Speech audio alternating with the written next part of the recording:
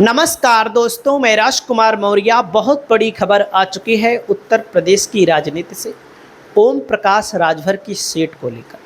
दोस्तों, ओम प्रकाश राजभर इस समय जहूराबाद विधानसभा सीट से विधायक हैं और जहूराबाद दोस्तों गाजीपुर जिले की सीट है। और गाजीपुर जिले की सीट पर इस समय यह चर्चा है कि ओम प्रकाश राजभर का बेटा चुनाव लड़ेगा। हो सकता है ओम प्रकाश राजभर आजमगढ़ जिले की अतरौलिया विधानसभा सीट पर चले जाएं। क्यों चले जाएं? क्योंकि आजमगढ़ में दोस्तों इनको लग रहा है कि ये चुनाव जीत लेंगे। वैसे भी 2022 का चुनाव, 2017 का चुनाव जहूराबाद से चुनाव जीतकर जनता के बीच में कम रहते हैं। और जब जनता इनको ढूंढती है तो अभी एक वाकया हुआ, मामला हुआ दोस्तों, जिसमें इनके ही समाज के लोगों ने इनको दौड़ा लिया और भारी संख्या में महिलाओं ने दौड़ा लिया। तो दोस्तों, ओम प्रकाश राजभर के खिलाफ प्रत्याशी घोषित कर दिया गया है। कौन प्रत्याशी घोषित किया गया है, किस पार्टी से किया गया है, यह भी बहुत महत्वपूर्ण है। क्योंकि दोस्तों यहाँ पर समाजवादी पार्टी चाहती है कि हर हाल में राजभर को हराया जाए। जब समाजवादी पार्टी चाहती है तो समाजवादी पार्टी के बहुत दावेदार भी हैं इस समय। साथियों, यहाँ पर ओम प्रकाश राजभर जब सपा के साथ लड़े थे तो 45,632 वोट पाए थे। बसपा अपने बुरे दौर में 53,144 वोट पाई थी। और यहाँ पर दोस्तों भारतीय जनता पार्टी के कालीचरण राजभर लड़े थे, 69,000 वोट पाए थे। तो आप लोग देख सकते हैं ओम प्रकाश राजभर जहाँ 45,632 वोटों से चुनाव जीते थे, वहाँ से लड़ने की हिम्मत नहीं जुटा पा रहे हैं। क्यों नहीं जुटा पा रहे हैं? 2017 में दोस्तों ये बीजेपी से चुनाव जब लड़े थे तो मात्र 18,081 वोटों से चुनाव जीते।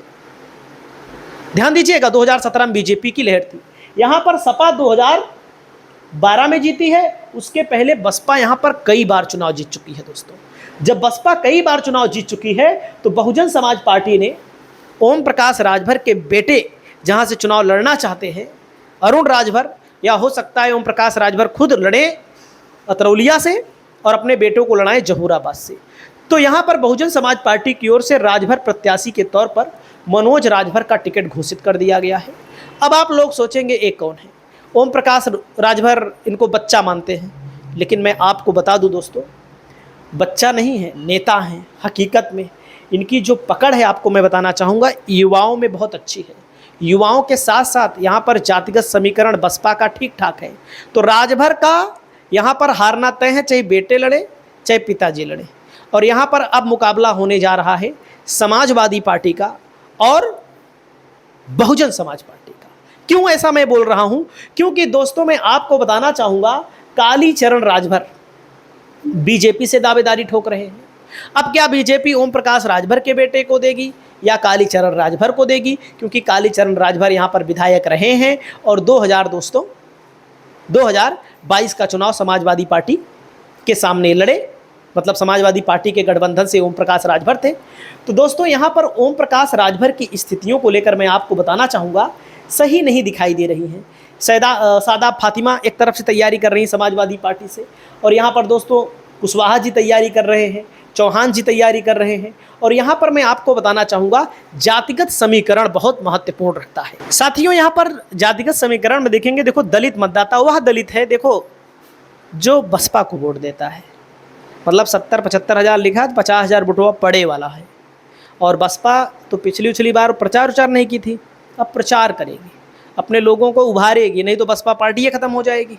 अगर हम गलत बोले तो आप लोग बताइए कि बसपा वाले सुने तब भी बुरा लगेगा हमारी बात को। राजभर 65 से 67 हज़ार बताए जाते हैं।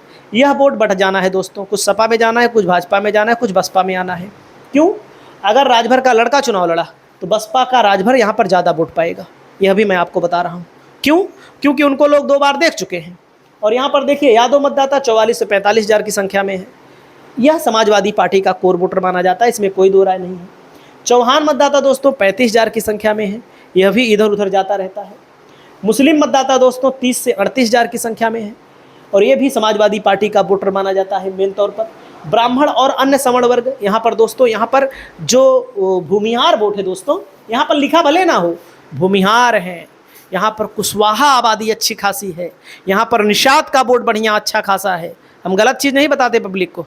चौहान का वोट अच्छा खासा है यहाँ पर, और जिनकी आबादी कम है उनका भी वोट थोड़ा थोड़ा है।